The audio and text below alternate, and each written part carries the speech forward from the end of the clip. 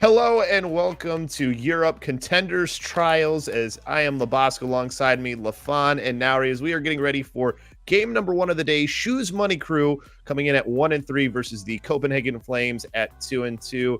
A very important game for both of these teams as we are finishing up week two. Lafon starting off with Shoes Money Crew. They're coming off of their loss yesterday to British Hurricane, one in which they were beat pretty handily and showed a lot of things that they need to work on, but doesn't matter. Copenhagen Flames is who they play today. They have to get a win here in order to keep their hopes alive.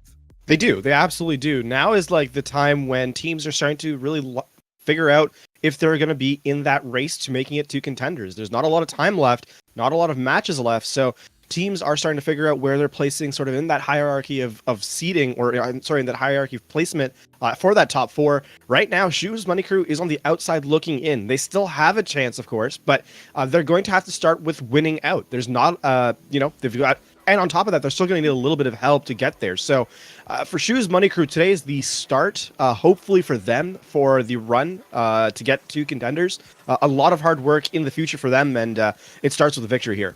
And now on the other side for Copenhagen Flames, they still have control of their destiny, but they are a team that doesn't have the easiest paths of getting there. They've already lost to We Have Org, so that's one of those things out of the way, but they still have to play British Hurricane. They still have a couple of tough games on there, but they can afford to lose a little bit more than Shoes Money Crew can. But for them, we know that they're just coming off of a very tough loss to HSL, so expectations for this one and just sort of the pressure on them has to be a little bit more than we would normally expect for them, the team who's basically Eagle Gaming that won it all.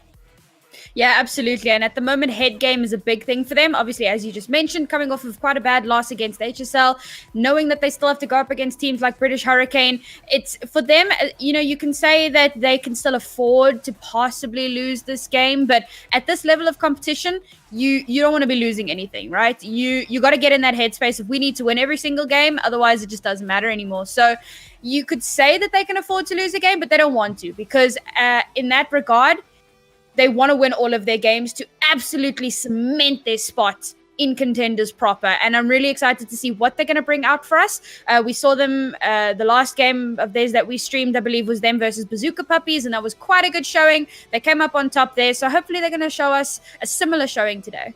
And you can always win if you become a broadcaster with us at broadcast.gg. We help you grow as a broadcaster. We are constantly creating opportunities for exposure and practice just like this one. We're always collaborating and pushing esports forward. So if you would like to share your love with esports with us, well, join up the Discord. The link is in the panel down below. Lafon looking at Copenhagen Flames here. This is for Shoes Money Crew, looking as far as what we saw from them just yesterday and some of the problems that we talked about for them is they have this tendency to overcommit, and that is something that has sort of led to some of their downfalls. They got really punished a lot by the Briggs stun with the Reinhardt Earthshatter. How are these things that they can avoid happening so their main tank Colsty doesn't get caught out as much as he did? It's kind of interesting that you bring up the main tank position, because yesterday, which is when they played against British Hurricane, Shoes Money Crew actually started off the match pretty aggressively. They looked like they were a team that were able to take some moments to British Hurricane, who we have mentioned as being the #1 team here in Contenders Trials EU here this season. But for Shoes Money Crew, it was a case of a team of Jekyll and Hyde almost, right? The beginning of the game was not how the series ended.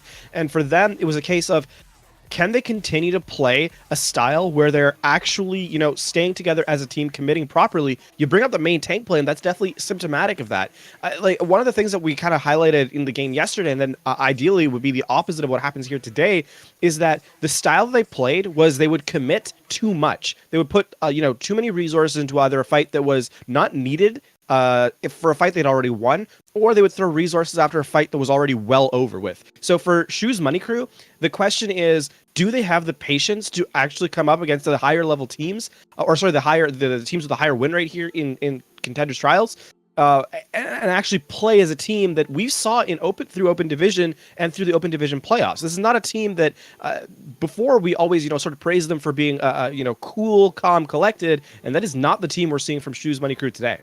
to expand on sort of that resources on the other side of the coin here for Copenhagen Flames, Nauri, they are a team that put a lot of resources into fights and obviously wanted to win those, but sometimes it takes them a long time. How do they make sure, especially when they're going against a team like Shoes Money Crew, that they are cleaning up those fights, winning them handily the way that we expect this team to do? Yeah, I mean, we've seen in previous games, very specifically when they played against Bazooka Puppies on Nepal, they would invest a lot of ultimates into a fight. And ultimately, they would win that fight, which is great. But there would still be a little bit of cleanup that would need to follow through. And the time to kill was just a little bit too slow. And because of that, it gave Bazooka Puppies the opportunity that they needed to regroup. And I'm really hoping that we're not going to see that again today. If they can just keep that focus, they gotta know exactly how many resources to put into a fight. And once they win that fight, the last few stragglers, there's gotta be that cleanup. If the cleanup isn't on lock, the rest of the team is going to come back and they're just going to snowball through you, especially if they didn't invest any resources in the previous fight. So going forward into this matchup, that's definitely what they need. They need to make sure that they're focusing down the right targets, getting that cleanup as quickly as possible, and securing objectives. And one of the ways that they're going to do that, they tend to be more of a Moira-centered comp. So as far as that, Lafon, as far as the resource management, how does that change when you are more Moira-centered? It's a really interesting conundrum, right? We talk about goats as being sort of the composition of flavor of month here of the month here in trials, specifically, of course, through Open Division as well. One of the things too to note is that there has been, as of late, sort of an evolution of this particular composition, that 3-3 composition with the support line.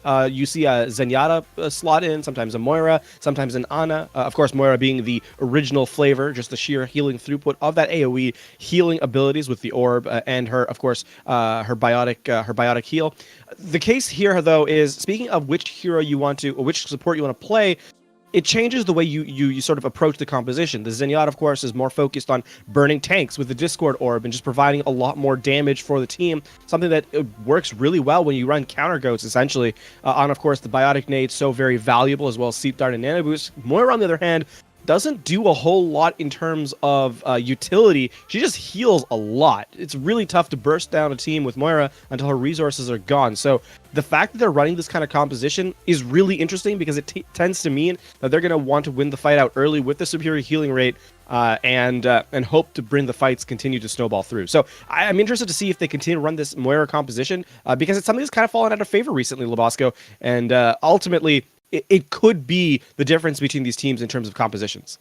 It's funny when we talk about that too, because on the other side, we have more of what's becoming more of the standard is that Ana style Nauri. And the other thing too, though, for both of these teams, one thing that I think we can say is both teams, as far as flexibility, is not something big, but it seems like it's more of something on the side of Shoes Money Crew.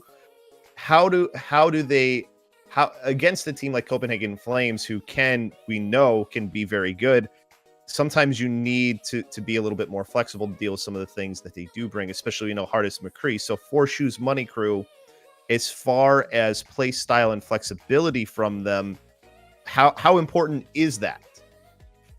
I mean, I cannot stress enough the importance of flexibility. It's something that we've talked about for the last 2 weekends. It's something we've spoken about all throughout Open Division. Flexibility is key. There are two sides to this coin, of course. On the one hand, you want to be able to flex as much as possible. You want to be able to bring out those counter picks, make sure that you're stopping the enemy team in their tracks and completely dismantling whatever plan that they had to dive into you. But potentially, if you are so good at a composition that you feel comfortable enough to not need to flex, I mean, it's possible, right? But that's something that you've got to prove. You got to put your money where your mouth is. From Shoes Money Crew, we've been seeing a lot of Ana goats and a lot of Zenyatta goats. And I think at one instance, we saw them swapping onto like an Orisa and a Soldier. But for the most part, they've been pretty staple in that goats adjacent composition, just swapping out which healer they're going to be using. And I feel like coming up against a team like Copenhagen Flame, it's not going to be enough. So they really need to focus on getting that flexibility down. And hopefully they'll bring out some interesting compositions for us today. Yeah, that's something we hope to see. And the one thing I want to finish off with here is for both of these teams, we know the importance, but what are the expectations we have going into this one? I'll start with you, Lafon. Are you expecting this to be a win? Just give me your predictions for this one for Copenhagen and Shoes Money Crew. Expectations are about average, honestly, between these two teams. These teams, realistically, Copenhagen should come out on top here, but whether it will go that way remains to be seen. Of course, one of the things to note is we talked about this at the top of the broadcast. It is that these teams need these wins. You cannot, sort of set yourselves up. Right now, the victory here sets yourself up for success later on. And for Copenhagen Flames specifically, it sets you up for being in control of your own fate, which is so very important. You don't want to go down to the last, day of trials and have to worry about what the other matches are going on. You want to be the one in control, and it starts with a match that is very winnable. So I think for Copenhagen Flames specifically, this is a case where you gotta grind. You gotta finish the map out, finish the game out, and take a victory here as confidently as possible to set yourselves up for success later down the line. On Shoes Money Crew, on the other hand, you're already a little bit inside your head in terms of just making it to contenders. So you got to let that go. Just win the game also, and come out afterwards and worry about what happens later. There's a lot here in terms of winning, but with the point in trials that we're at, it's the most important thing for both these teams. And Nari, I mean, obviously you must feel the same. Is your thoughts as well that Copenhagen's going to be the one coming out on top of this one? Yeah, I would have to agree with that. I feel like Copenhagen have got a little bit more of an edge at the moment in terms of their flexibility in their DPS in hardest. Somebody definitely to watch out for going into the series. I think they're going to pull ahead, and I'm calling a 3-1 because I believe that Shoes Money Crew have it in them to take at least one map, but ultimately, I'm going to say Copenhagen are going to take this one home. You know what? Let's get a map total 2 for you, Lafon. What you think 3-1 or well? Where are you going? You know what? Let's go a little bit further on Shoes Money Crew's side. We'll give it a 3-2, but for Copenhagen Flames. Okay, so there's our expectations from our analysts here. We're going to take a timeout. When we come back, we will have both of our casters, Kenobi and Rapture, to take this one away for you.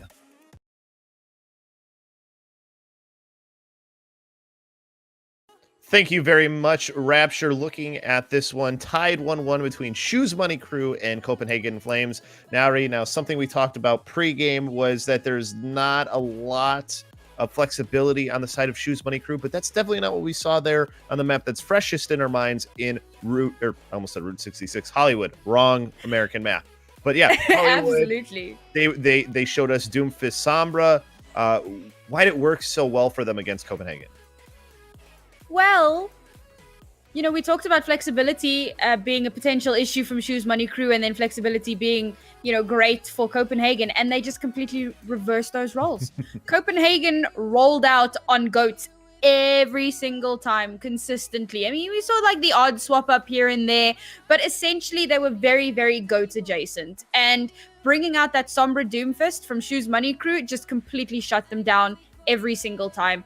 You could see that the fights were going in their favor consistently, time and time again. And it's what we've always talked about. Sombra Doomfist, incredibly overpowered heroes at the moment. That's why they are the must picks in this meta. They are so strong. And I'm really impressed with Shoes Money Crew showing so much flexibility, something that we were not expecting. And I'm not too sure what's going on with Copenhagen Flames. Hopefully in the next couple of maps, they'll bring it back. But yeah, well played to Shoes Money Crew, bringing out those really good swaps. Copenhagen did do something, Lafon, that was actually pretty good and interesting that we were making comments on while we were watching the game. Was they used the Orisa Moira comp that they used there at the beginning on their attack. That opened up the first point for them extremely quickly. They had a chance to actually have the better time. Obviously they didn't do it, but still that was something that worked really well for them. How did it work so well against that sort of Doomfist Sombra comp that we saw from Shoes Money Crew? I think the interesting thing is that Doomfist is weirdly really good against tanks. He actually does a lot of damage to them, knocks them about, and a tank that can't stand their ground is a tank that can't really do their job. And so Copenhagen Flames, realizing that, switched to the Orisa. Orisa has the ability to just stop movement. Like she doesn't get hit by those crowd control effects, and it's so very valuable to just sort of hold your own space, create space for your team. And so the switch was pretty smart. The only thing is Orisa is not really that great at pushing, playing aggressively, and they lost a lot of time in streets phase as a result. So Copenhagen Flames, though, it's weird because Shoes Money Crew, the questions we had about them was not necessarily was not necessarily that they couldn't play the game. It's just that would they be able to play the compositions to that high level consistently? Copenhagen Flames, though, the one concern we had about them is that they run the same thing over and over again. And realistically for them, the question is going through these further maps. One of the further maps thing here is that they need to be able to actually play stuff that isn't just goats. Yeah, and they did make some variation though, right? We saw something that we hadn't seen. Moira Goats has been better, but we saw the Zen Goats, right? On Ilios was one of the things that worked really well for them. Nothing too drastic, but at least the Zen Goats, at least on Ilios, why'd that make the difference there for them in the Ilios, which was kind of just a 3-3, just mishmash of just tanks everywhere, and hopefully your main tank lives longer. Why'd that go well for them though on Ilios at the very least for Copenhagen now? Right? Well, you got to talk a little bit about Zenyatta's utility, right? So his Discord orb is ridiculous, and he is so good at shredding tanks. So let's take a moment to discuss what GOATS is and how it works in terms of damage, because it's not a high damage dealing composition. So ultimately, your highest damage dealer is either going to be your Zarya, who you plan everything around. Reinhardt protects her, the healers keep her up, and it's her job to get infinite high charge and just melt through the enemy team, right? Your other option is to have your Reinhardt be just an absolute battering ram. Zarya bubbles him, supports keep him up, and he just charges in and swings his hammer and goes absolutely crazy. And with the Zenyatta, yes, Zarya's bubble can potentially cancel out that Discord orb, but if it's on cooldown, or if she's too focused on her supports, or whatever the situation might be, if you get that Discord early on, you can just absolutely shred through the tanks. Once the tanks go down, GOATS will entirely fall apart. And I think that is exactly where they had that little bit of an edge. They were coming up against an Ana Goats. Yes, Ana can throw in that nade and make it so that your entire team gets no healing, but you don't need healing if your enemy is dead. Am I right? Yeah, exactly. You definitely don't. And it sounds like we're going to be getting into the map here soon. So we're going to throw it back to our casters in Rapture and Kenobi. Guys, second half should be an interesting one. It's already tied 1-1. Hopefully it stays that way for you. So go ahead, take it away.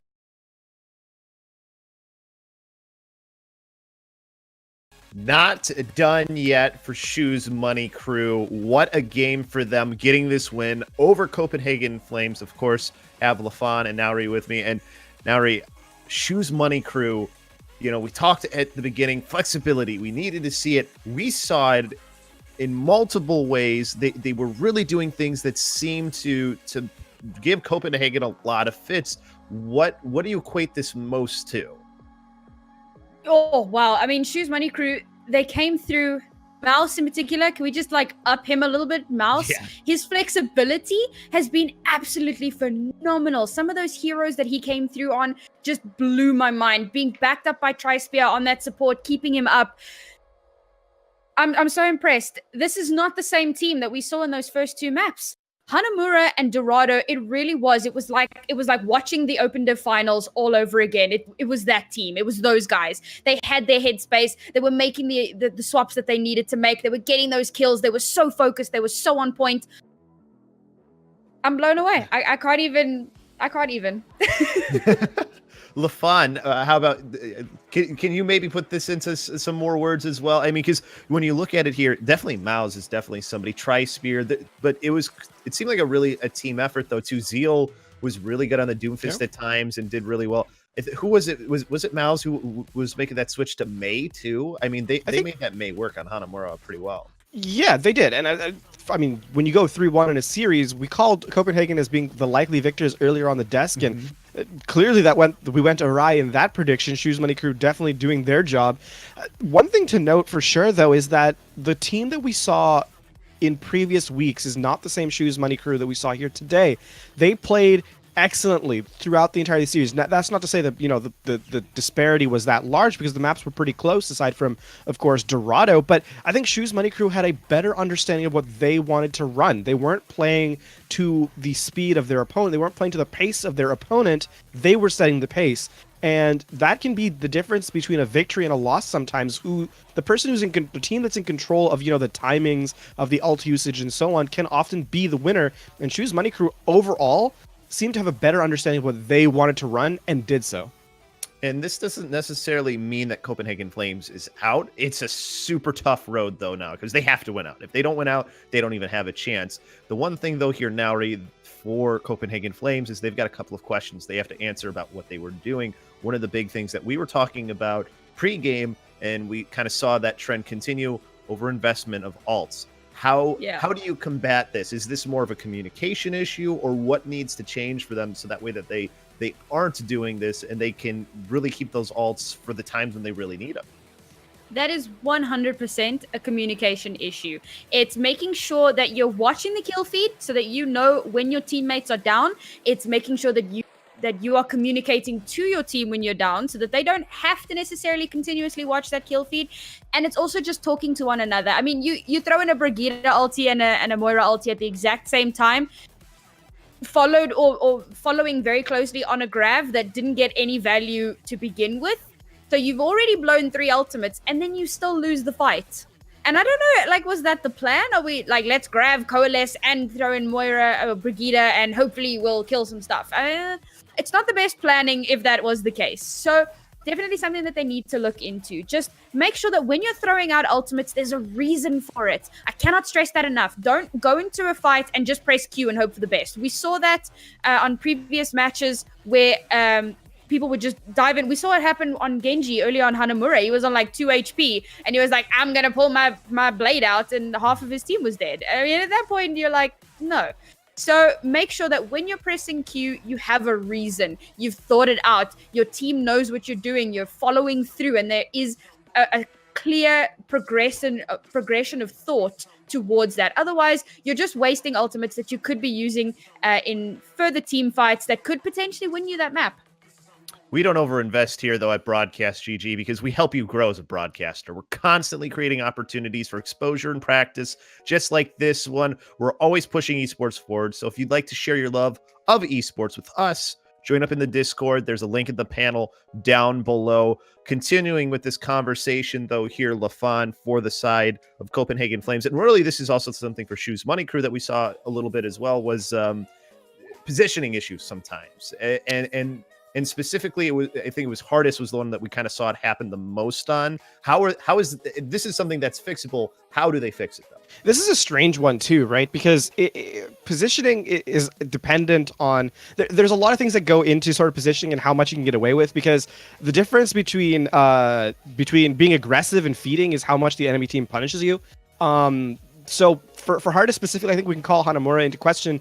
And this goes for Kolsti a little bit on SMC's side as well, is that when you're playing against that Sombra, if she gets that hack off, and silences you and prevents you from having those abilities, it's really tough to say that you weren't feeding because, hey, you're out of position and you're stuck without your cooldowns. Namely, the Brigitte and, of course, the Doomfist that Hardest was playing through the majority of that map. It's a tough thing to say because was he playing too aggressively? It's hard to really say that he wasn't because he died, but at the same time, it's realistically good play by Sombra Mouse on I believe at the time, who got a good hack off and pretty much opened that point up. So you have to play within the constraints of what your opponent is running as well, and sometimes you don't get to set those limits. And I think for Copenhagen, it was a bit of maybe inexperience with running that comp specifically against that Sombra that is so prevalent on Hanamura specifically and just in general in the current days. Yeah, it's crazy because Copenhagen, clearly we know that they're definitely comfortable on goats. There's definitely no question that 3-3 comps seem to be no problems there. That they showed us different variations of it, which is something we didn't really see. But it's when they couldn't kind of go to that, and they even struggled sometimes in 3-3 versus 3-3 matchups. So I think maybe this is one of those games that this seems like one of those games where you can go back and look, and maybe you can learn a lot about yourself as a team. Nari's final thoughts though for this one, because again, it was a really good game. So my final thought, can we just take a moment to appreciate, or in my case, what is the opposite of appreciate? that weird Bastion Symmetra thing that was going on the high ground on Hanamura. Like, I know Lafon is going to fight me on this one. I thought it was just, oh, it was so cheesy. And to be fair, it worked to an extent. They used some, they used a bit of cover. It was quite easily counted. They just went around, I suppose. But, oh, stop playing Bastion on 2CP on assault maps on second point. Come on, guys. I think in this case, it's actually kind of interesting that they did run that Bastion. Bastion does something really well. It's that he puts a lot of damage down range very quickly. And in this case on Hanamura with the Symmetra, of course, Heiko did switch over to the D.Va immediately once, Hardest and the Bastion had gotten to the high ground. But when you're running into that composition, we talk about tanks. They're not really mobile, or at least those tanks are not mobile. Speaking of Ryan and Reinhardt and Zarya, of course. So they have to walk in a straight line. They walk in. Hardest on the Bastion is able to just throw damage down range, and the Reinhardt shield gets destroyed. The D.Va Matrix gets used up, just protecting the team, and they're able to actually win the fight out as a result. It's a really smart choice. It's not going to work everywhere, of course, because